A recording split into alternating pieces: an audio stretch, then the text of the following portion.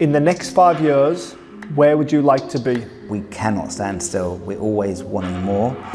We are aiming to win trophies. What's your favourite part of your day-to-day job as chairman? The best is when it comes to the weekend and going to the games, going to the Amex, going to the away games. Just like all of our fans, really. I just love that experience. Tony, great to see you here in Spain.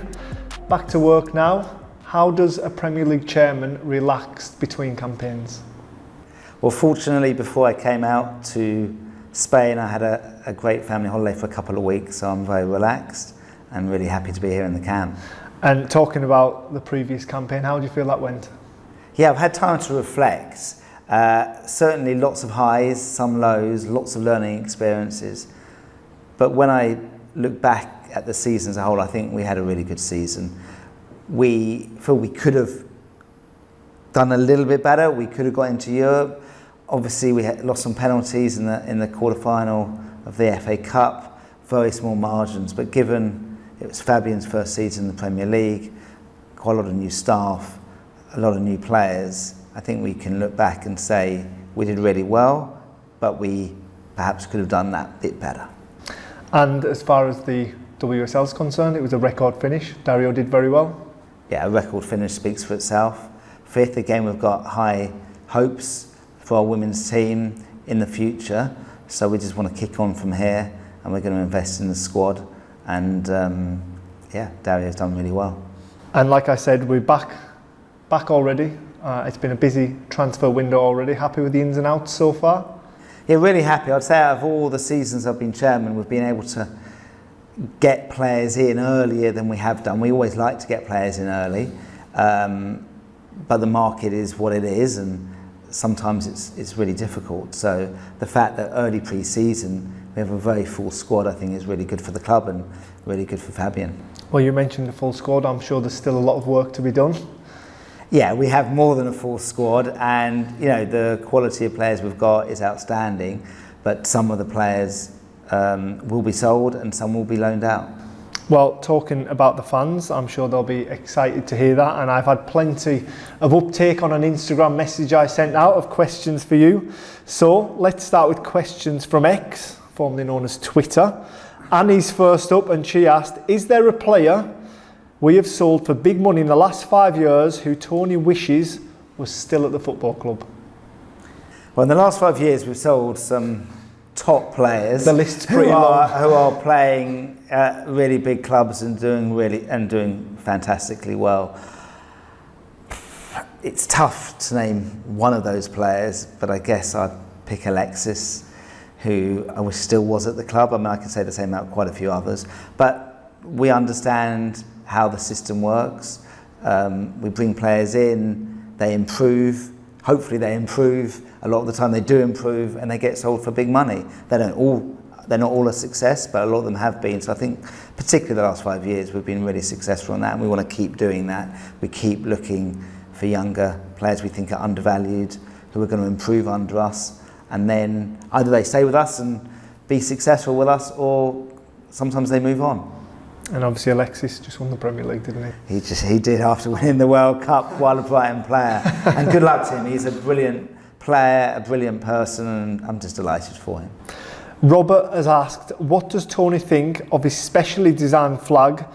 It actually got stolen by the Marseille Ultras and we had to replace it for Ajax away. So I'll just flick onto that, Tony.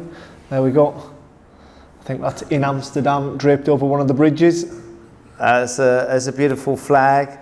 Thank you for ever made it. I'm sorry that the Ultras at Marseille stole the original, but hopefully that one will be going for quite a while longer. It might be hanging somewhere, pride of place in Marseille, who knows. I doubt it. Next up is Owen. Maybe Roberto's got it. Maybe Roberto's got it stuffed away somewhere. Owen has asked, what's been your favourite season as the chairman of the club and why? Oh, there's been many good seasons. There's been a lot of positive seasons. And there's been some great seasons.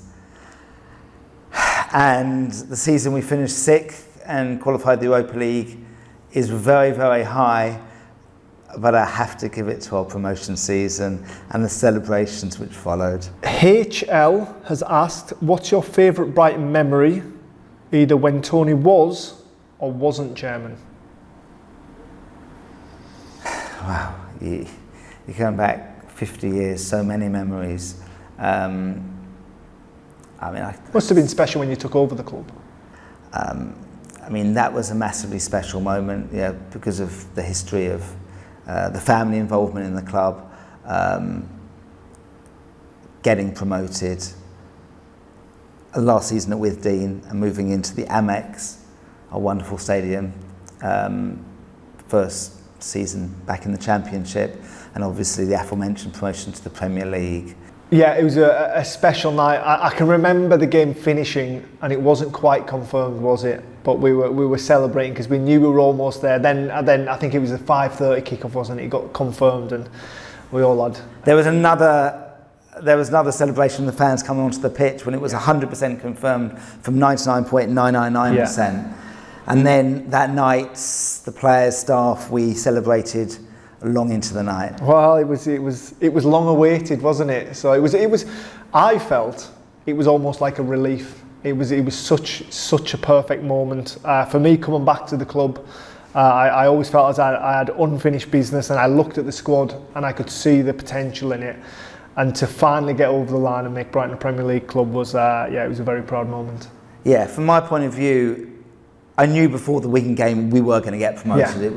It was all but done. But getting over the line was a hugely emotional experience for me, particularly in those minutes and hours after the final whistle.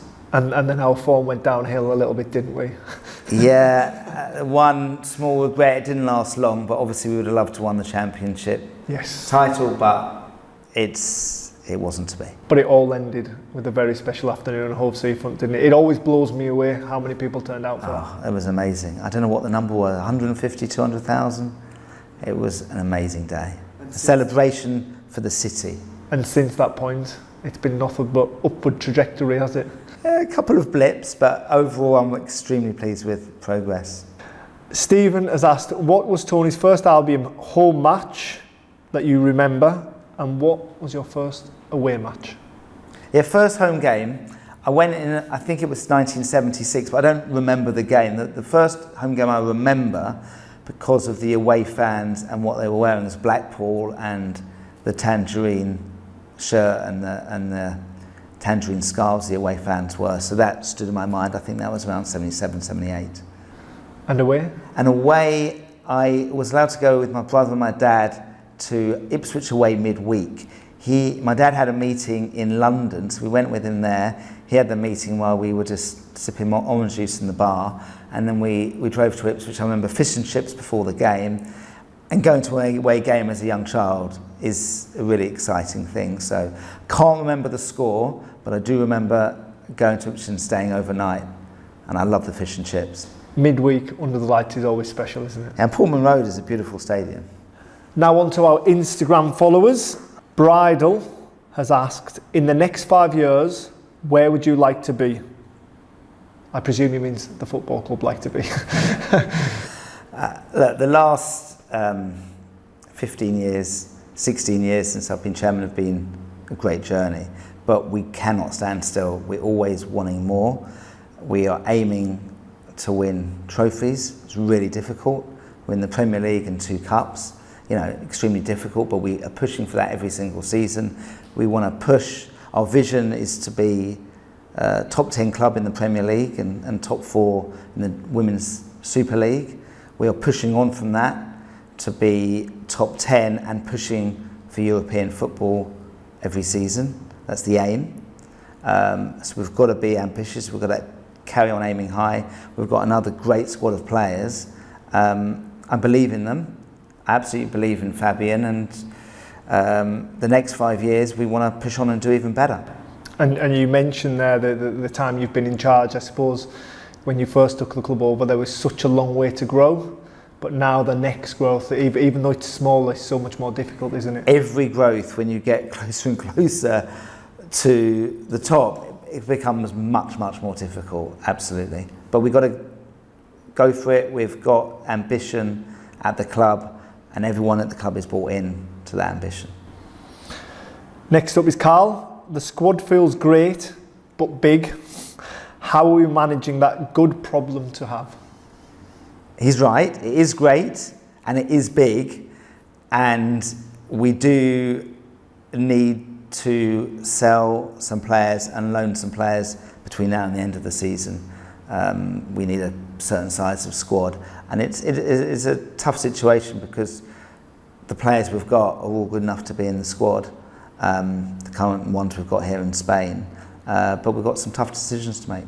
Like I say, it's a nice problem to have. JX has asked, if you had to change one thing about our rise to the top, what would it be and why? Well, I'm pretty happy with most of it. I guess the season we just missed out on promotion on goals scored to Middlesbrough. That was really tough, and then obviously the playoff game against Sheffield Wednesday when we were down to 10 men because we got 4 players injured. That was even tougher to take. But the fact that we came back so well and got promoted, it's not too much of a blip. And if we could have got to the Premier League this season, who knows how things would have panned out. It's all worked out pretty well. I'm not complaining. Josh asked, was it always a dream to be chairman, or was there a sudden moment when you had the idea to buy Brighton? Well, I've always been passionate about the football club, and I've always just been a supporter. And over the course of my life, my granddad was on the board and was vice chairman for many years in the 70s, and my uncle's been on the board for over 40 years. So it's always been there. But it was a gradual journey when Dick took over, and he was looking help with people to help financially when we had to pay operational costs of running the football club. The long journey to get planning permission cost a lot of money, and we were playing it with Dean, Gillingham for 2 years and then with Dean, but there was very, very little income coming in. So myself and others were helping out in the background for a few years, but it was only really in 2005 that became more likely as planning was becoming nearer, and they were looking at funding for the stadium, and there was going to be a shortfall from the banks, and I was almost the last man standing, able and willing to step forward. And then when it came to it in 2007 and the financial credit crisis came, then it needed more of my money, and then we got to the new stadium in 2011, and the MX has grown and got bigger and looks even better than it ever has done. So not quite the eureka moment from Josh, just thinking I want to be chairman one day. It was a progression. Absolutely.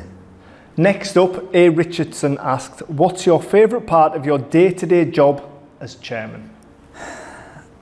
Well, I must say I love being chairman of this great football club. I love all the things that I do, but the best is when it comes to the weekend and going to the games, going to the Amex, going to the away games, just like all of our fans really. I just love that experience. Don't always love it at 5 p.m. on a Saturday if we haven't got the right result, and there's frustration sometimes during the game, but the overall experience I absolutely adore.